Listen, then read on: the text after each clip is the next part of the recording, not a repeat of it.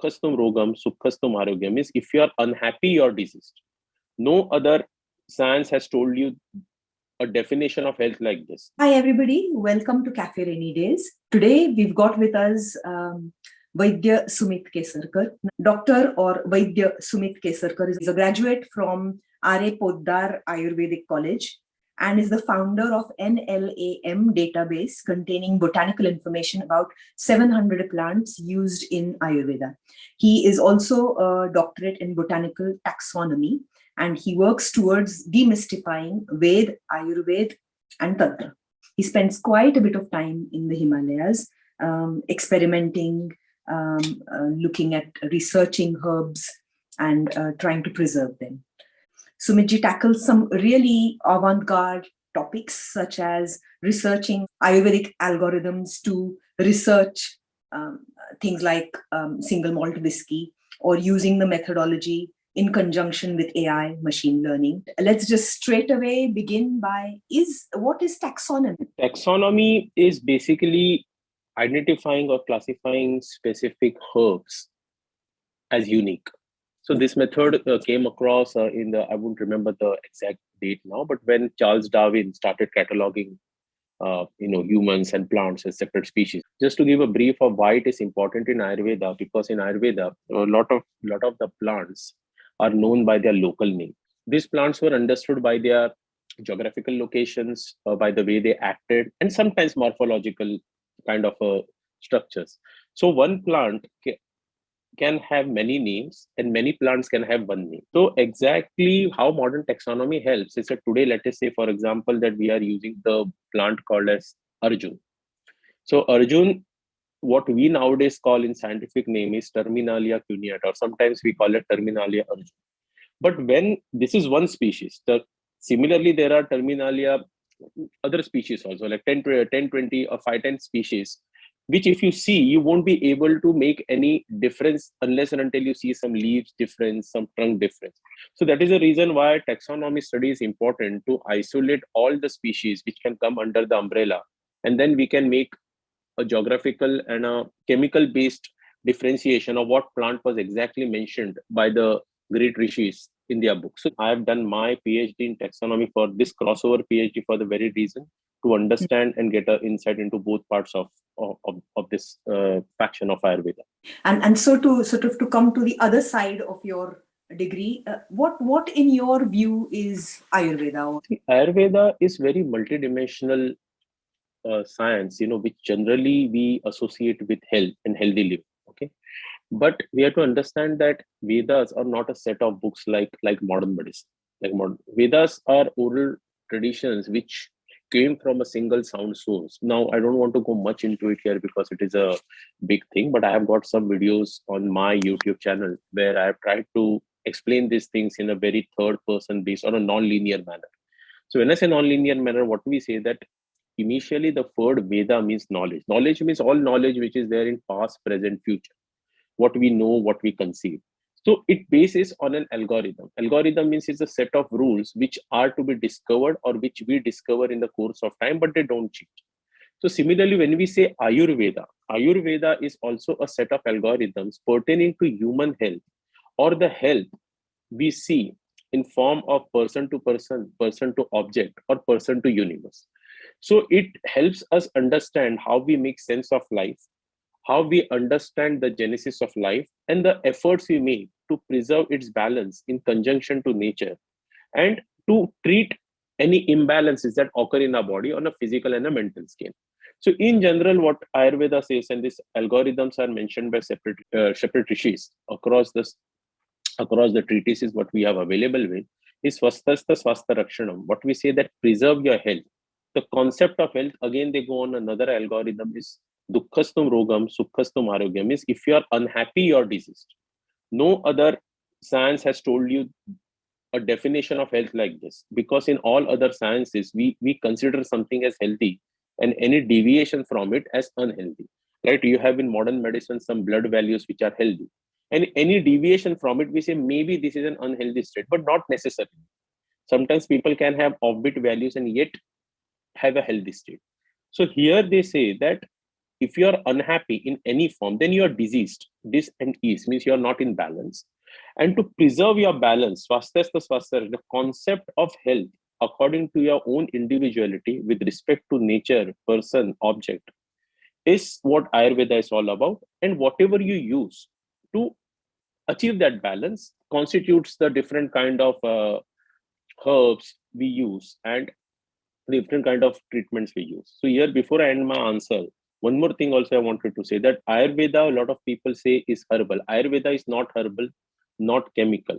In Ayurveda, there are, as I said, set of algorithms given to maintain this balance. Like this is just an hypothetical example I am giving that during fever, right? We do not get sweat. A lot of people do not sweat. You feel very cold, you get constipation, whatever. So any medicines that breaks fever by bringing about sweat, this is just an hypothetical example, is giving us a relief. Now, everything in the body works through the algorithm of dosha. So it doesn't matter if you use paracetamol or tulsi. Both of you are going to give you the same results. What it says in the long run, what is going to maintain your health when you're not going to get always in the state of dukkha is something which Ayurveda tells us to elaborate. However, you want to use the entities to achieve it is upon your discretion. And that is the reason why Ayurveda over time has not only constitutes of herbs, but we have also accommodated minerals, metals like mercury, everything under the sun that can keep this body in balance. And therefore, any medicine on the world, past, present, future, can be understood on those algorithms. And this is the fascination of Ayurveda, which I feel is the best and the shortest description of it. Mm-hmm. A person may be, for example, mentally imbalanced but completely happy.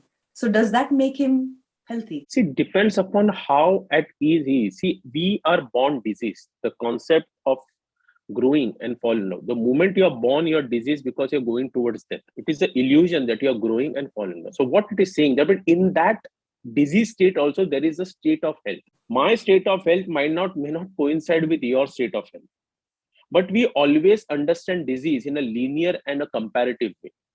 So let us say that in earlier times, like when in for example in India, I don't know what used to happen outside, but in India, when you used to go to school, right, and as a kid you did some kind of a mischief, the teacher used to hit you, and the parents said it's okay. Today the same kid would do the same kind of a mischief. He would be labeled as an ADHD or an autistic child, or maybe they would call their parents to counsel that maybe the kid is behaving in a very different way. So do you have any parenting issues? So one state which was already healthy, considered one generation back, is now considered unhealthy. Ayurveda is the only kind of an algorithm which will help you understand this both state, because it talks about balance. Neither that state is disease, neither this state is disease. Your concept of stability depends upon the environment you are staying in and the people you are interacting with and the objects what you consider as a healthy or unhealthy. So it is a very interesting thing which can only be understood on a individual level when the individual himself or herself understands that they are not at peace with themselves. But whenever we think about dukkham or happiness or sadness, we'll always think of it in a very linear way, comparative to someone. And that is the way we have to first understand that we are already diseased. We are a conglomeration of things which are going towards destruction. In that chaos, there is a balance which is easing out in a very rhythm. So if you are living 70 years, Ayurveda will say, okay, from 0 to 70, we will see that you will experience everything, yet you will not go into a state of complete imbalance where 70 can come to 30, 30 can come to 20. So what we term in modern times is quality of life. So long as you've lived that quality of life for yourself, maybe 20 years, maybe 70 years, that's health.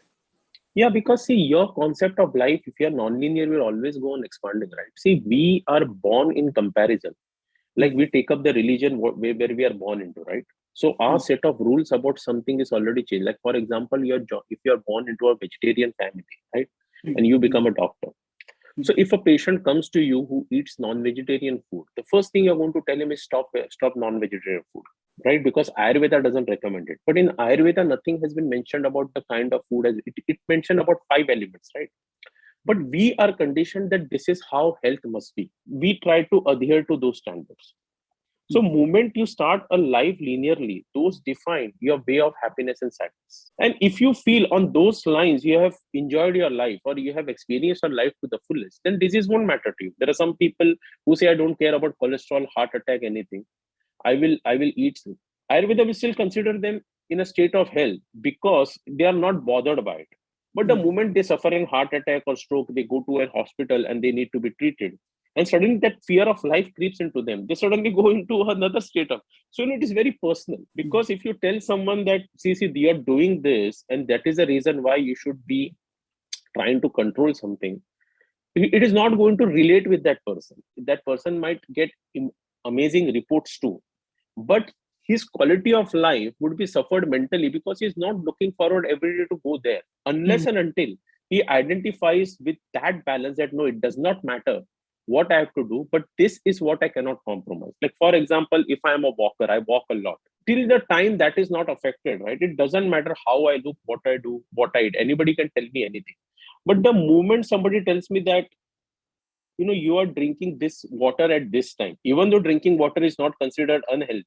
But if somebody tells me that if you're drinking this water at this time and in the long run, it might affect your joints, suddenly I'll go into a disbalance and I'll change that habit.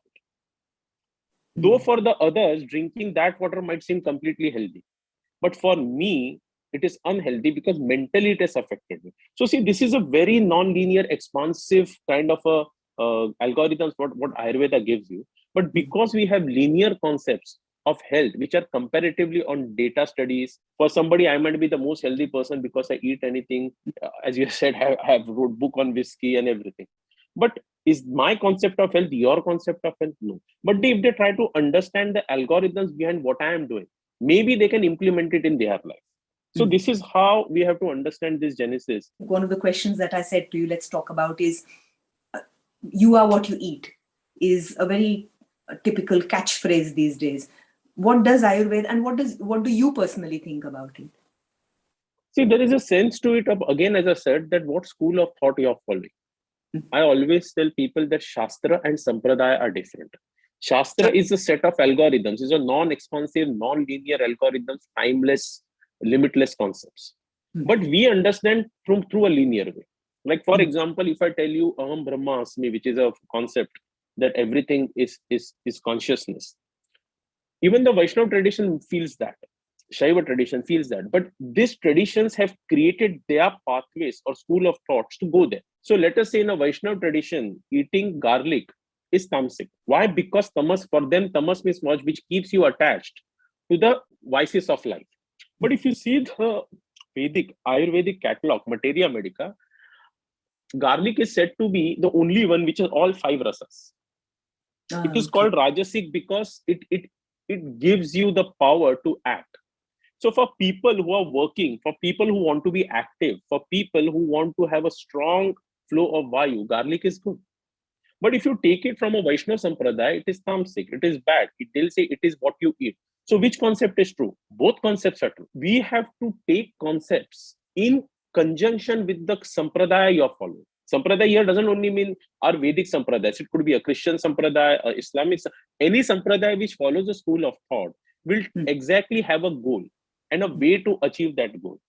If you follow those steps to the core, you will achieve that goal. But when you do homogenization of those values, like I give this example that there is this dish called as butter chicken in here. So there is a community which want to have that taste, but they'll take out chicken from it, they'll take out garlic from it. Some communities will also take out anything that is a sprout, and they'll make their version like a veg makhan wala or a Jain makhan wala. But because you have taken out the homogeneous complementing ingredients in those, which Ayurveda recommends as algorithmic cooking, I have a video on it. As per the Sampradaya, you have created something which is adhering to your Sampradaya. But it will become more tamasic and more problematic than the original was. It is that neither this is wrong, this is right. So when you follow a Sampradaya, it is also based on the balance of your body, the neurohormonal enzymes of your body, how you are making yourself aligned with that concept. There are some people by birth who eat onion garlic. Suddenly they come across a teaching, maybe Vaishnava teaching, Krishna teaching, and they want to say, no, I want to imbibe these teachings. So they suddenly leave their food. It happens mostly with with people not from Indian origin who are used to eat this kind of a food, and suddenly they go into this sampradaya and they get all sorts of problems. They get psoriasis, they get gout pain. Why it is happening?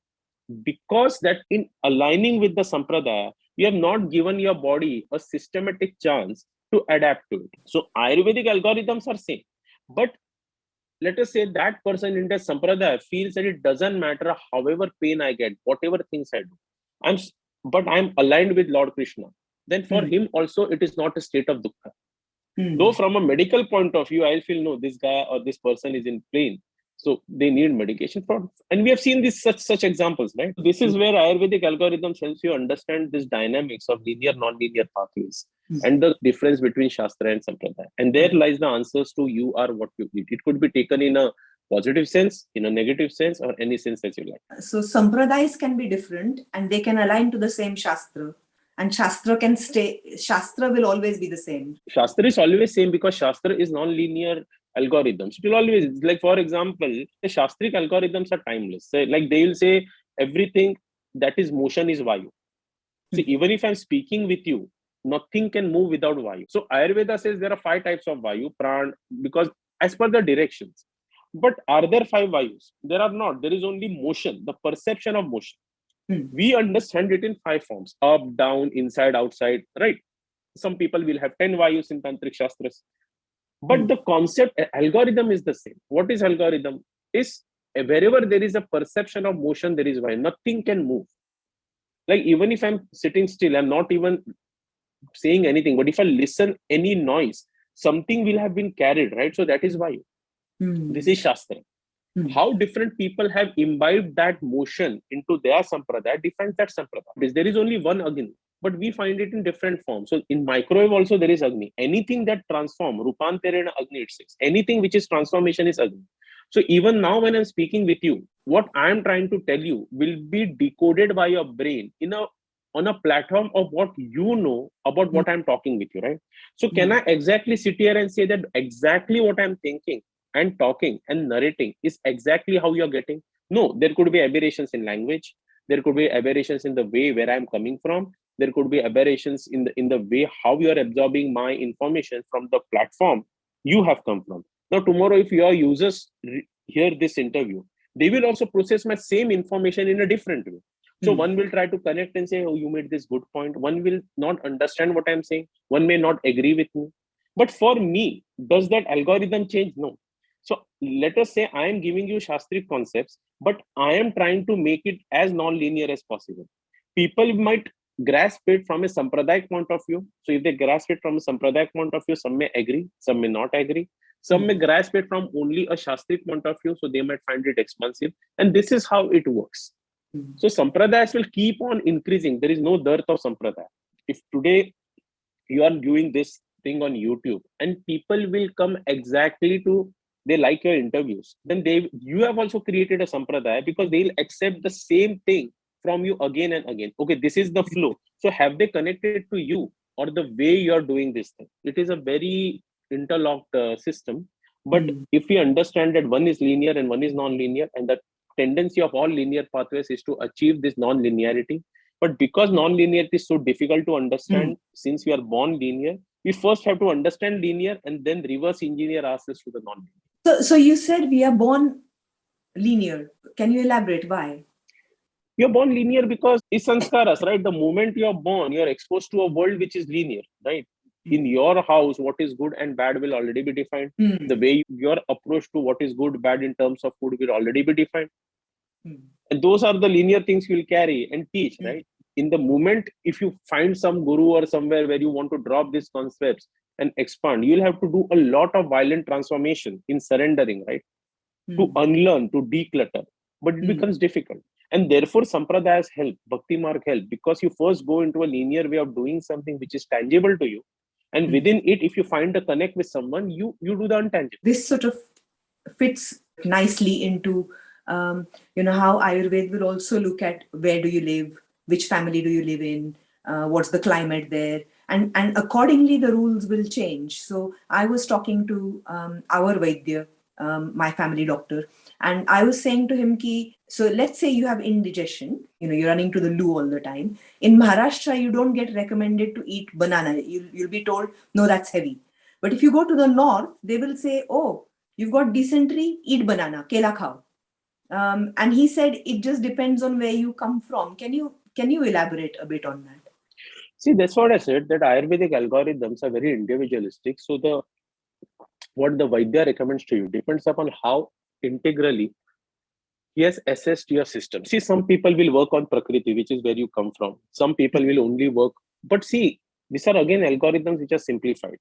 Like, for example, in Ayurveda, there are 8 types of diagnostic methods. And these 8 types of diagnostic method, again, encompass all the possible diagnosis way we can diagnose something, past, present, or future. There is nadi, there is mala, malam is stools, there is mutra, urine, there is jiva, there is.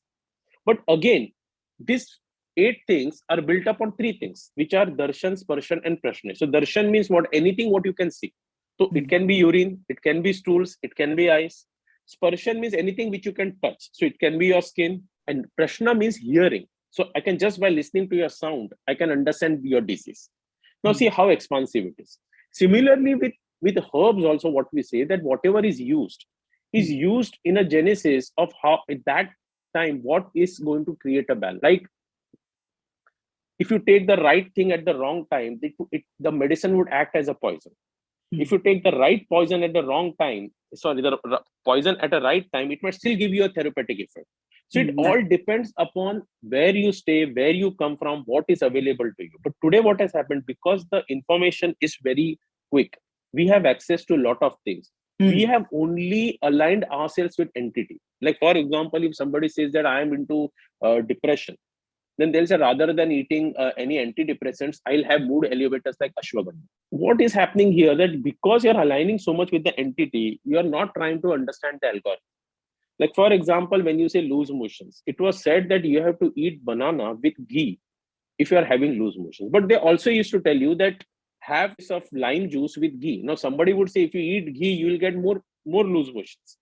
But it stops. If you are constipated, and even if you eat lime juice and ghee, you will get loose motions. But if you have loose motions and you eat lime juice and ghee, it will stop loose motions. Now, people will get confused at how one thing is doing both the benefits. So it depends upon the Vaidya, the availability, and the place you stay and what. So whatever Vaidyaji said to you is absolutely right in his way.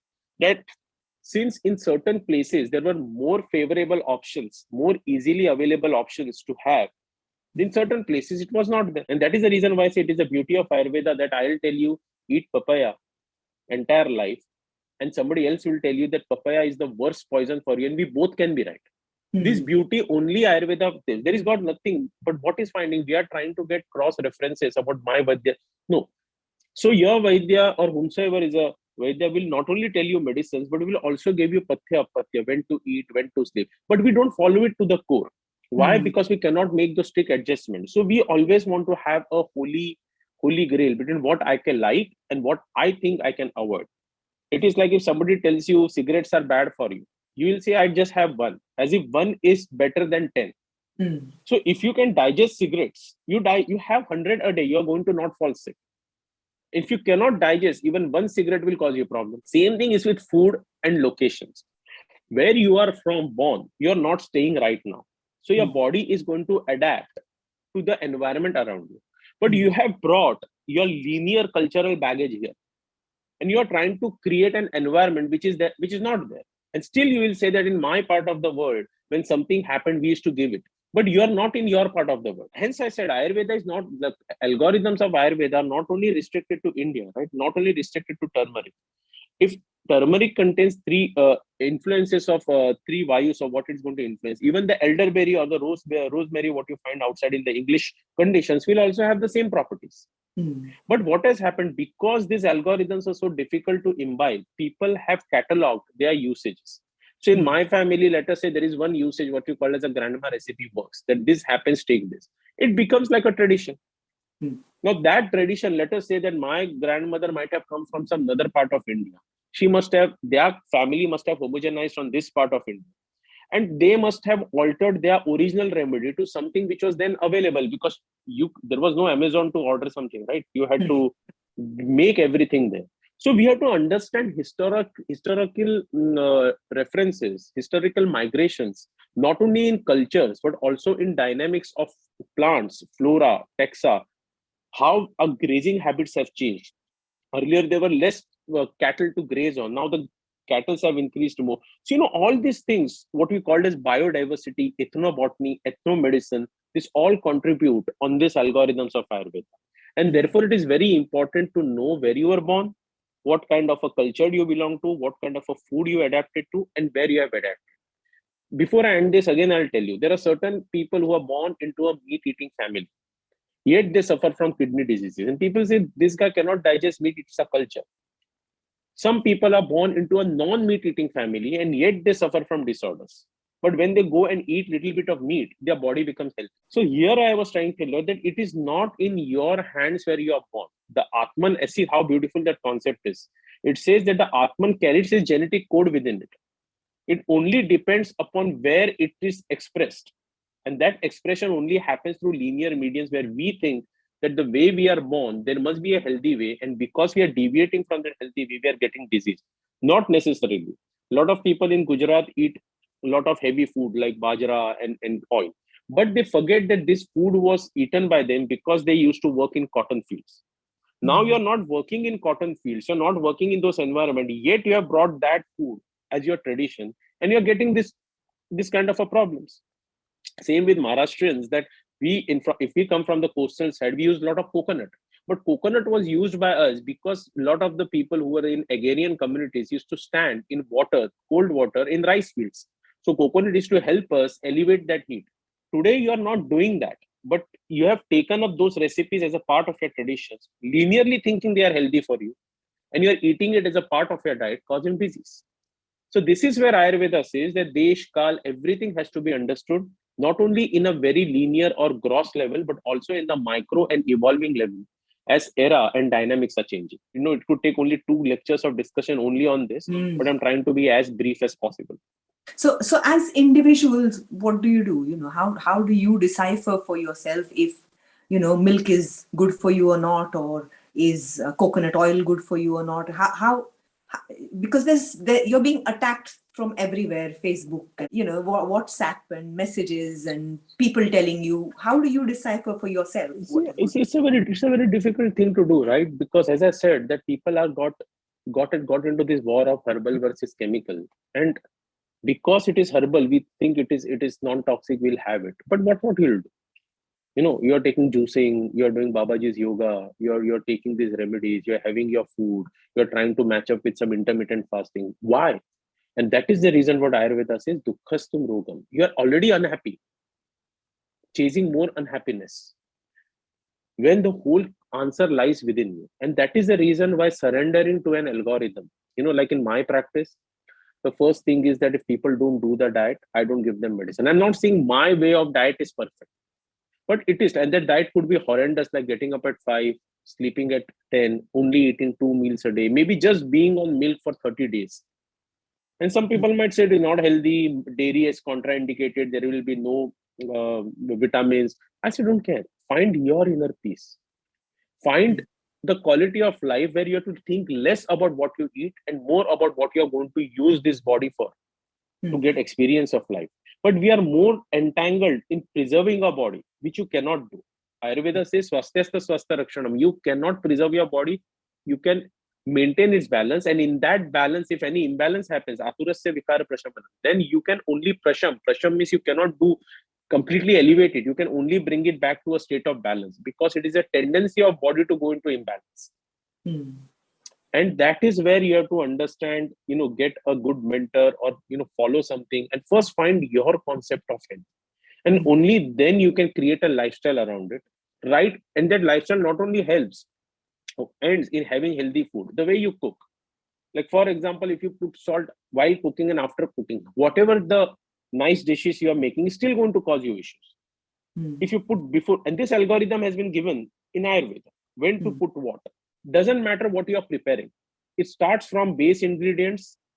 Mishrikaran is what you are going to add. Sanskar, how you are going to transform one thing into another. See how beautiful these algorithms have been put.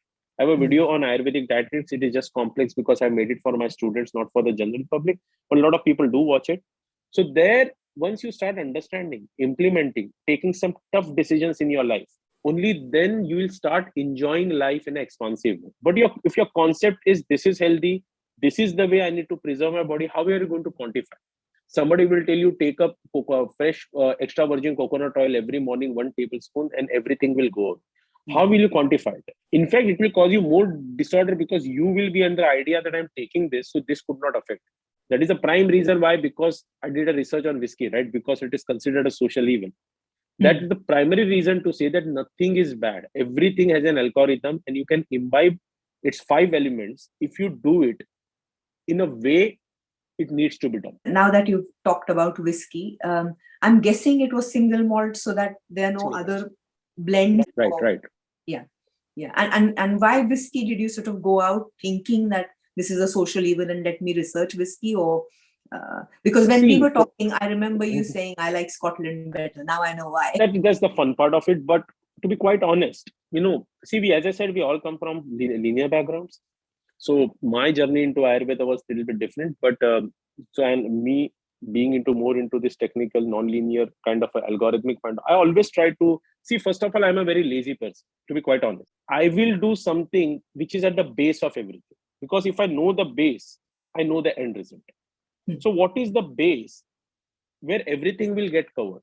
Because if I go and try to cover every corner of my house without knowing the blueprint of it, it is no use, because I'm only going to look at that corner of the house from a very limited perspective.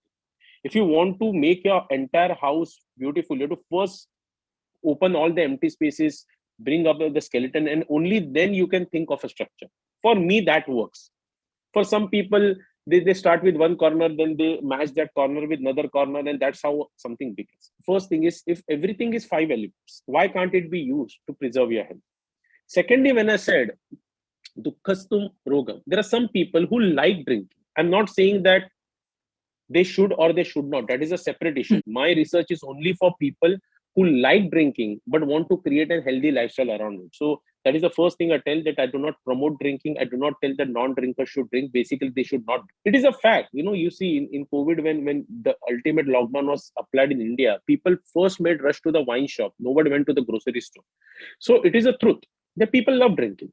But their problem is that because it is considered so bad, they cannot use their liking towards their health. When I came across single malts, because they were very expensive and you could not find it in India, it is all written in my book, how my journey started. But I came to know that this whiskey, if used properly, can also reverse a lot of disorders, right? From certain cancers to even liver disorders. Again, I'm making it a point, if you follow a pattern. So that's how my research started, that here is something which is an aged alcohol. Why single malt whiskey? Because it is an aged alcohol. So when I researched Ayurveda and I made a documentary on it, that Ayurveda talks about 32 types of alcohol. Again, on the algorithm of Som and Sura, the earliest references of distillation are found in the Vedas. So it is said that in certain conditions, whatever I have elaborated with proper references, if you use this, it can add to you. But if you abuse this, it can lead you. So that is the reason why when I started getting some good references, good results with single malt whiskey, that told me that why not tackle this part of Ayurveda. Because if you talk about non-linearity and yet I want to stay in the garb of purity, it is not going to happen. For an Ayurveda doctor, who's, for the most part, if you say Ayurveda, people consider spiritual a person, a non-meat eating person, a non-drinking person, right? To go into this field and research on it over a period of 4 years and try to implement it from an Ayurvedic algorithms into people's lives. Not only for their physical benefit, financial benefit, emotional benefit, and how exactly their life has improved after it was a journey in itself. And that is why single malt whiskeys for me are something which also are a part of the 5 elements. It also helps you understand addictions, because again, I say the algorithm in Ayurveda, addiction is since whatever causes addiction, what is called as a madhya, as an intoxicant. You could be addicted to a person. It's an intoxicant. It will still cause you inebriation. You could be addicted to a thing like a beverage. Some people are so addicted to tea that they can give up food, but they cannot give up tea, because tea is also 40 times more addictive than cocaine. It goes in, but because it is not a social evil, because you don't know the history of tea, we think that it is a nice thing, and what people do, the first thing they get up is put up tea into their system. But the same thing is not given for alcohol, because that alcohol, single malt whiskey, doesn't cause you problem. It is the food what you eat around it. Some people have alcohol with soda, some people will have it with peanuts, some people will have it with fruits, some people will eat before having, they will eat after having. And because these things go unnoticed, only the entity gets blamed. And the same thing here in a retrospective answers your question of WhatsApp or whatever, that people don't take into consideration this. They only give the entities that take this, it will help. Take this, it won't help. So you have to understand the entire genesis. Dukkha means what? Things which you like to do, which you are tending to do, but you are not supposed to do, because they have been forced, you have been forced out of it. So if you have taken that path and you are happy with it, fine. But if you have taken that path but are regretting every day, then Ayurveda gives you a methodology to first live your vices and then arrive at vairagya, or what you say, give it detachment through a natural process. We do vairagya or detachment by a forceful process under the garb of health, religion, sampradaya, or anything. So these are my views, and that is what inspires me to work in it, because I don't like philosophizing things. For me, without action, without implementing something, all these things is just a nice philosophy. It doesn't serve any purpose. So you spend a lot of time in the Himalayas, and in my introduction I said it's preserving the herbs and researching, and also you've done lots of experimentation around sort of lowering your heart rate, and correct me if I'm going wrong anywhere, and also sort of modulating your body temperature, etc. So tell us more about that. See, in 2023, I'll be completing 20 years of Himalayas agency. So from 20 years, I've been going to the Himalayas. Every year I go. I have my YouTube channel is basically now based on it. The whole concept behind it was because the same thing what we are recording right now, I tell to a lot of my patients who come to me, because a lot of people are unaware of these concepts of health and algorithms and all. They just come to find an herbal alternative for a chemical problem. So I also make it a point to go and fetch certain herbs from the Himalayas, not only just because it is required, but also it adds to the economy. That when I go to certain places, I make them, these people do not know, they just know the herbs. I have to show them, but I tell them that if there are 5,000 plants, I'll buy 500 from you, but I'll pay you for the 5,000. So this way, that biodiversity is there. These people, when they go for trekking and all, they have an extra source of income. Secondly, most of my trainings or most of my yogic tantric education has happened in Maharashtra, Himalayas. So all these processes of where you have to increase your body heat, decrease your body heat, or go without food on breath for 10 days, I have learned. But these are not like some supernatural powers or something. Understand, again, these are geographical requirements. Those times when yogis used to go into such conditions, they did not have much support of sweater or food. Nowadays transport is there, but imagine those times when nothing was. So they had to rely on this kind of a voluntary body control to survive those harsh conditions. So my idea was that when I used to narrate these stories to a lot of my patients, some of them told me that, you're good with videos and all, why don't you start cataloging it for people to see? Because then what happens, people only talk about narratives of beach mantra power, meditation, and we only talk about supernatural experiences. And that creates this linear view that if I do this, I'll get this. So that aim was that when I go there, I used to do my work, what I told you right now. But now, then I started cataloging these practices, first through my journeys, yatras, which if you watch are theme-based yatras of why exactly I go there. Through those yatras, I try to give I won't say modern because not required, but a very kind of a on-the-face view of how exactly these meditations might work by first doing it in those harsh conditions, and then recording it with certain technical parameters. Most of it is a thermal camera, which doesn't lie how your body temperature changes. So I try to use very professional grade equipment to record it. It's very easy for me to right now say, my heartbeat is down, heartbeat is up, I'm feeling, but thermal camera won't lie. It will exactly show. So those things, so, the youth will know that there is, and then try to talk over the algorithms behind it without going into the hocus pocus of it. So youth will try to understand that this is an intelligence which is hidden, because we are not approaching it from a very expansive point of view. For example, I made this video on Bhasmas, what we use, metallic components, or which I call them as nano medicine. So when I use them, a lot of people understood, we did not look at it from that point of view. We only looked at Ayurvedic medicines, metals, they are loading the kidney. So why they don't work? why they are nanomedicines and why they are more important in today's age as a carrier of molecules, which we are discovering now and which now modern medicine is also using in a very different way. Initially, I should just go to take my herbs and come back. But now, from past 2 years, I think so from 2019 and all, I started documenting this, which involves, interviewing real saints who are in the Himalayas, or maybe documenting these practices through sound breath of this, or documenting any traditional practices like snake bite healers and all through a concept what I call as lesser traditions and greater traditions, or giving short snippets about certain rare herbs. Something that just struck me as we were talking about Bhasmas and how you called it nanomedicine, with my limited understanding, is the concept of these producing these Bhasmas and homeopathic medicines similar? No, see, understand. Everything in Ayurveda works on the algorithm of how exactly the medicine will create a dosha at a cellular level. So Bhasmas were understood. So everything is made up of 5 elements, even metals. The problems with herbs was that their longevity was not that much. With Bhasmas, what happened? That because they are nanoparticles, exact metallic particles, when they go into your body, they change the dynamism. So the older they are, the more microscopic they have. And Bhasma literally means inert. So they are not going inside and doing something to you. They are going inside and making your cells, making your prana recorrect itself. Only they become an excellent carrier of whatever you are giving. So this lies at the base of Agni, of transforming Agni at the cellular level.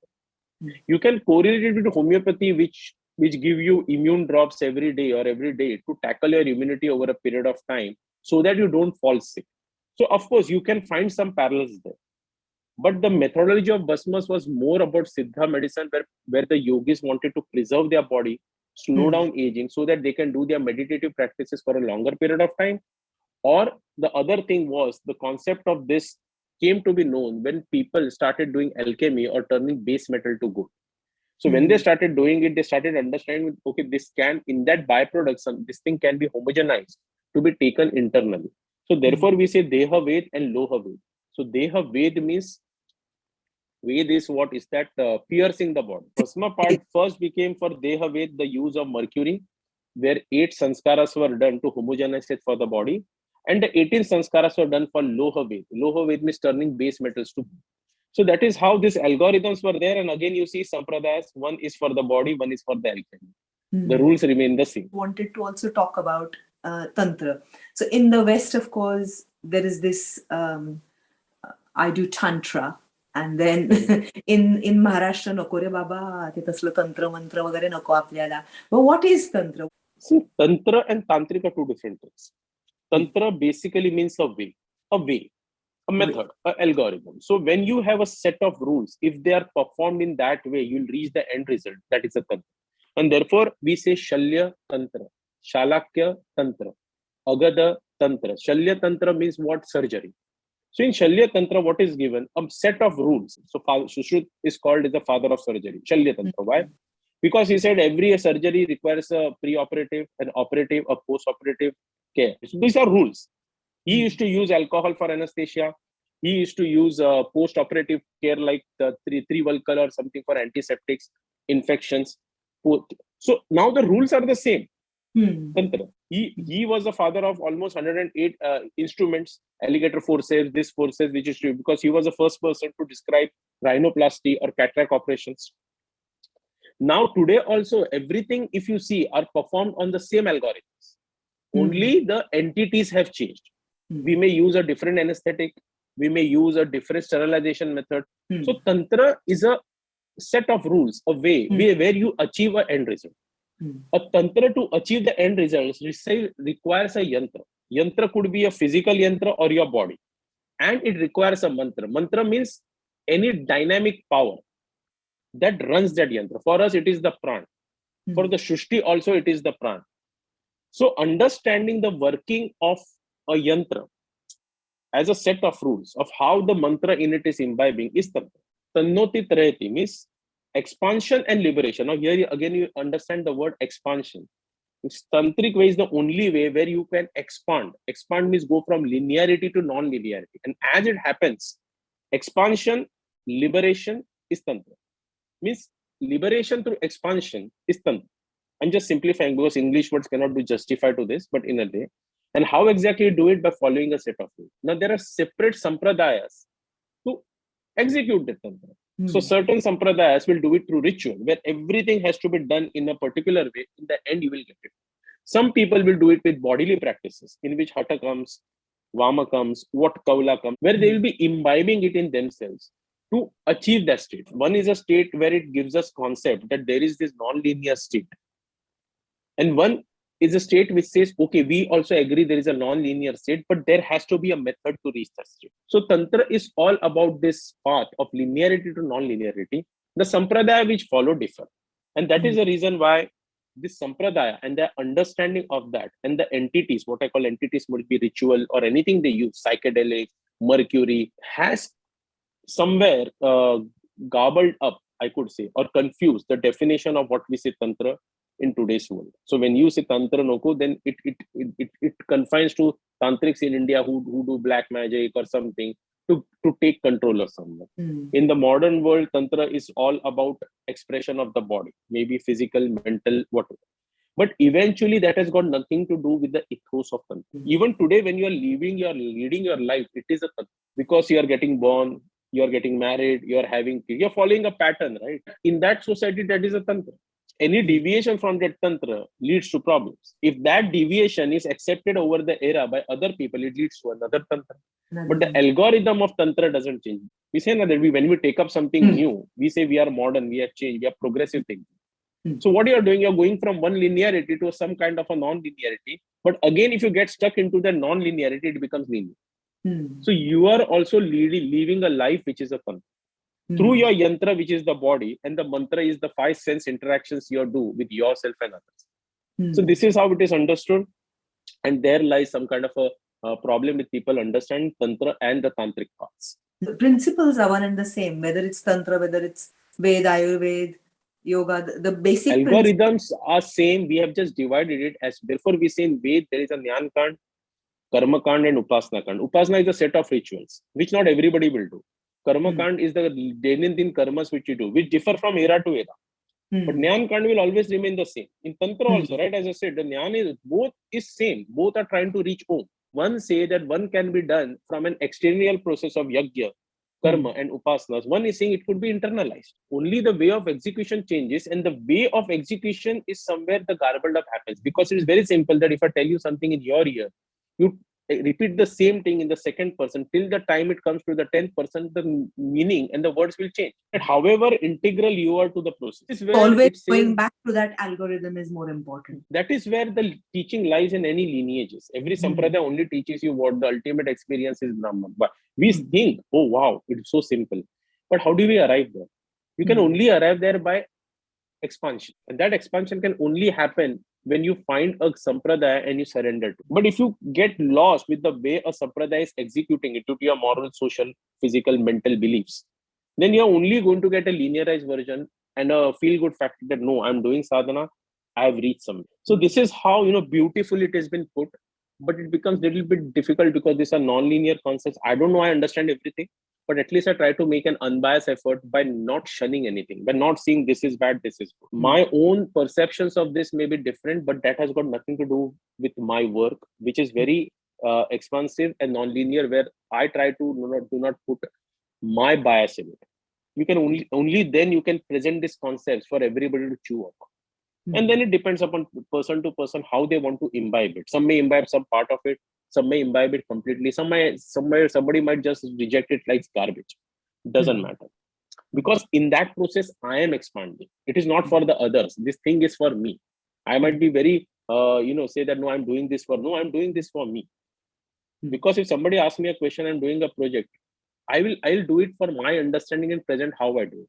If I do it to impress someone, neither I'm doing something for myself or for them. So, we keep talking about the terms that you've used over and over again are expansion, non-linearity or linearity, and algorithms. So if somebody wants to expand, not be linear, and also go to these algorithms, what is your advice? Where do we start? Start in your small life by uncluttering your concepts. Some people cannot give up something and justify it. Some people say, this is the way I am. This is the way I work. Some people are very dishonest when they say, no, this is not what I am. I was saying something. They'll justify that why they are right. You have to stop doing that. You have to first become so internal and saying, I am disturbed. It is not wrong to be disturbed. Once you start doing that, only then you will start and okay, how can I not be disturbed? How can I feel expansive? There your sadhana will lead you to someone who is your guru. Guru is never a person. It is a concept where you arrive itself to see yourself naked in the mirror. That this is what I am and I want to change. You can also fight your reflection a lot of times. But the algorithm says you're fighting your reflections, you are becoming genius. There is no concept of validation, judgment, or intellectualization because the change is happening within you. So you have to start there, and then the process will guide you to go and meet and seek those answers. For example, what I'm talking with you right now, you might now process it because you're taking an interview. So you'll say, okay, half of the consciousness would be, okay, let this interview be proper. Let us say tomorrow you go and listen to your interview, you'll say, okay, all the cuts are proper, edits are proper, I have to post. After posting it, if somebody says some good things, you'll go and watch that part. In that process, let us see, you keep on listening, something non-expansiveness will change. You will not know, but cumulatively your mind will start taking that. This is how it happens, that when that awareness comes, only then it happens. So you cannot force yourself to go there. But this kind of a works, what we do and we talk, if we are open to understanding it, like the word I use, Svadhyay, of how you are doing that adhyan within yourself, will lead you to this state of non-expansiveness. We all want to reach there. I have not reached there. If I would have reached there, I wouldn't have been on interview with you. So work is still in progress. You're always very humble. So while we touched upon Svadhyay, what is Svadhyay? So it's not just reading books or just studying. Anything which you can internalize. Like for example, as I said, the simple Svadhyay is that right now, if you're listening to me and you go back and you say, wow, this guy spoke so brilliantly or so rubbish. But let us say one part that spoke so brilliantly. Then you are not doing any Svadhyay. But you say, okay, this guy spoke brilliantly, but internally what has changed within you? Then I will go out of the equation. What your senses have got will start expanding. But if you are very linear and you say, okay, how will I fit what he's saying in my concept of philosophy? Then there is no Svadhyay. Can you unlearn your concept of philosophy and completely make a new philosophy is where Svadhyay begins. Books help us do that, right? There will be certain books which will completely make you feel, I just want to get out of here. This is not me. I want to completely change. People give up everything they have just when they read some book. So that is Svadhyay, because they are not looking at who has written it. It just connects with them so much that it forces them to make any sacrifice. And the whole focus must be always there. Not to prove anyone wrong or prove yourself right or vice versa. So although you're saying you may be ready to change your philosophy, it's that external philosophy, not the core philosophy in you. Because after all, you're looking for somebody or some theory or sampradaya that really agrees with your core philosophy, right? See, if you do Svadhyay, you'll understand that no sampradaya will delineate your philosophy. Their methods might be different. And you are on your own journey. The biggest thing you're going to the grave alone. If you get a Kundalini experience, so-called, it is not for others to know, because if you have got it, you will change, and that is the purpose. But the moment we get some experience, we want to tell the world that I've got it. That validation needs to be there, and you're not changing. Svadhyay is that a transformation is happening within you. There will be certain people you will see they have changed, not because they want to change. They will not ask you, see, have I changed? Have I changed? When you will meet with them, you'll see this guy has changed. Suddenly you will feel this is not the person I knew, or I did not know this person was capable of this. Why it has changed? Because internally he has decluttered. He is not romanticized with the idea of what is good and what is bad. He is being just aware of himself. And that is where, this entire beautiful algorithms tell us that there is this source code to this illusion what you are living. The whole concept is to go towards the source code, not outside it. And the more you go inside, the more the illusion breaks, the more the hologram breaks. The hologram that you have created of the world around you in relation to the people, objects, and subjects around you. It is very beautifully put through the Upanishads and all. We only need to find a way to apply it. And that application can only come through surrender to something and being naked in that process. And it's hard work. See, it's not hard work. If you think it is hard work, it is just awareness. That when the time comes, you just keep doing it. People like us will always be there who will put some effort to do it. I see what I did work like a catalog 1300 classical formulations, alchemy, that NLAM, what I said. That time creating a database of some earlier videos are only about Ayurveda. I created an Ayurvedic course, which was initially free because I could, till the time I could support it. But it was very ahead of time. That time people had like the copper internet.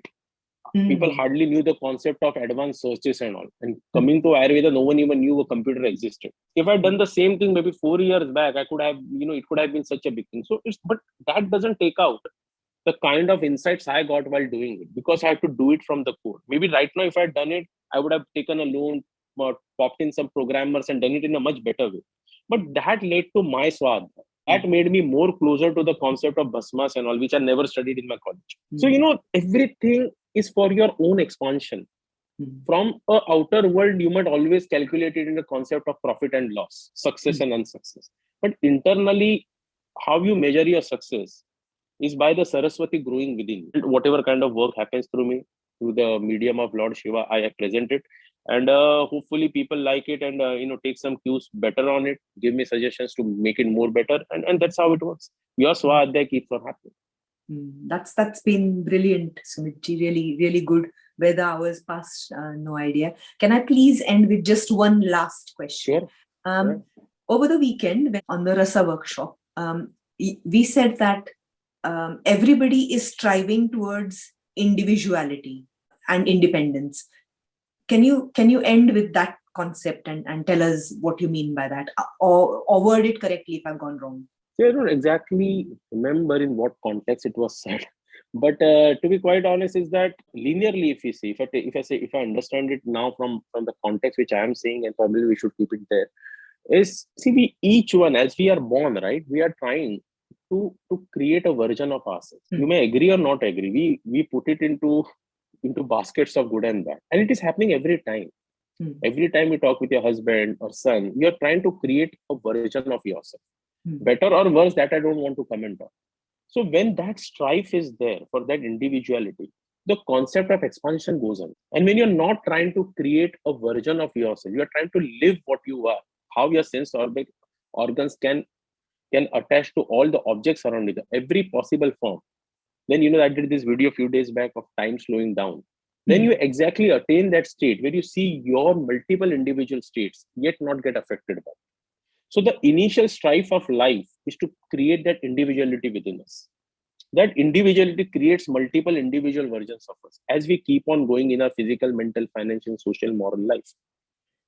The concept of health also lies in bettering or stabilizing that individuality. Some people might have a meeting, so they'll say, no, I don't want to do this surgery. I want to have that meeting. And then I'll do the surgery. But you don't know you're going to reach there till that meeting. So that is how our concepts of health, concepts of fun, concepts of anger change. I was talking in concept of rasas. So in rasas means this uncorrupted emotions we have. It doesn't tend to make non-expansively any version of yours. They are just there. It is only one rasa. We are making individualized rasas each time. So today you will find happiness with someone. A person will say, this is the best person in my life. Tomorrow you'll say, oh, this is the worst person in my life. The rasa is the same, but we are trying to create an individual within ourselves by not only creating a version of ourselves, but also creating a version of the society or the things around us. And that strife is very basic to life. That is the strife around which health and unhealth is considered. And Ayurveda on a very physical level tries to balance that out. It helps you creating that state to reach a point where it says that there is no individuality to create or experience.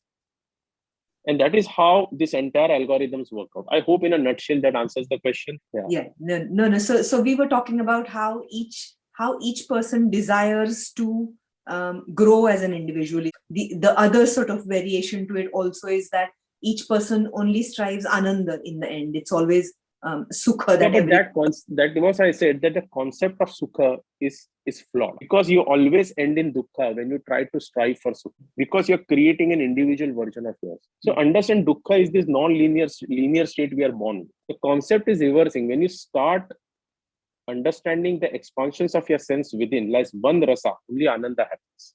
And therefore they say right now, as I said, Taittiriya Upanishad, raso vaisa means the ultimate rasa is Brahman.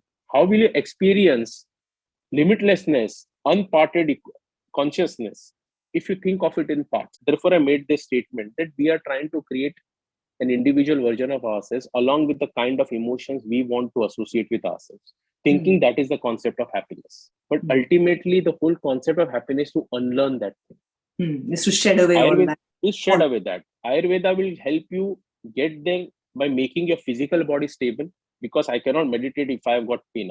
But once you do that, what exactly internalized happens is something also Ayurveda tells you that is what you have to work. We can give you the tools to reach there. Tantra and mantra can give you the more processes to individually experience it. But whichever method you go, if that method of Svadhyay is there, I don't want to create any versions of myself. I only want to bask in this ultimate sense experience that is happening within me. Only then, as I was saying, you will find Lord Krishna around you. The moment you open your eyes and say, oh, there is Lord Krishna, let me touch his feet, he'll disappear. So that individual self has to be done. Some people call it aham. I call it this linear, non-linear expansion, because a little bit easy and tangible for people to understand when you give examples. So in that nutshell, I always make this, but this example differs from context to context. So I'll just request, just take it in the context of our conversation today. Lovely. Thank you very much, Sumitji. For the viewers, I'm going to put Sumitji's websites and YouTube channel in the description. So feel free to visit that. Thank you very much, Sumitji. Thank you. Thank you for having me. Thank you for having me. Thank you for the time.